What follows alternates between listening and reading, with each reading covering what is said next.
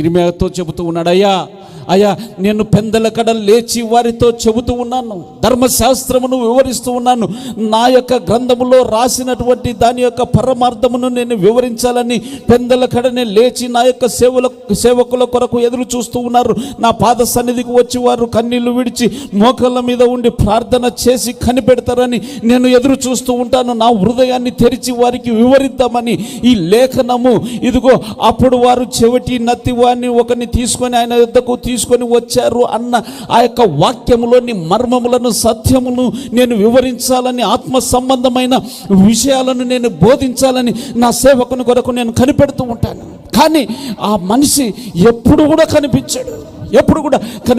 నా పాదముల దగ్గరికి వచ్చి ఏ విధంగా అయితే మరియమ్మ శ్రేష్టమైన దాన్ని, భక్తి ఉత్తమమైన దాన్ని ఎన్నుకొని ఆయన మాటలు వింటూ ఉందో, ఆయన మాటలు వింటూ పరవశించి అక్కడ జరిగించవలసినటువంటి కార్యమును ఆ యొక్క పిలుస్తూ ఉన్న మైమరచి ఆ యొక్క మాటలు వింటూ ఆ యొక్క తన్మయంలో ఉండిపోయిందో, ఆ విధంగా నా సేవకుడు, నా కుమారుడు, నా కుమార్తె, నా రక్తము చేత కడగబడినటువంటి నా బిడ్డలు ఉండాలని ఆశపడుతూ ఉన్నాను. కానీ ఎవరు కూడా వినడానికి మనసు ఇవ్వడం లేదు.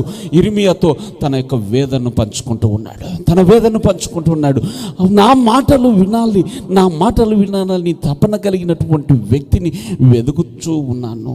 నీతో మాట్లాడడానికి ఆయన ఇష్టపడుతున్నాడు. తెలుసా నీకు? ఆయన ఒక నరునితో, మోషేతో ఏ విధంగా ముఖాముఖిగా మాట్లాడాడో నీతో కూడా, నాతో కూడా అట్టి రీతిగా మాట్లాడాలని ఆయన ఆశపడుతూ ఉన్నాడు. హల్లెలూయా, హల్లెలూయా, హల్లెలూయా. భక్తి కలిగినటువంటి దైవ సేవకులైతేనేమి, సాక్ష్యము కలిగినటువంటి దైవ సేవకులైతేనేమి, ప్రార్థించగా అద్భుతములు జరుగుతున్నటువంటి దైవ సేవకులైతేనేమి, ఈరోజు ఘనమైనటువంటి సాక్ష్యము పొందుకున్నటువంటి సేవకుల జీవితంలో జరిగేటువంటిది ఏమిటంటే, ఆయన మాటను వినడానికి తమ్మును తాము అప్పగించుకున్నారు. హల్లెలూయా.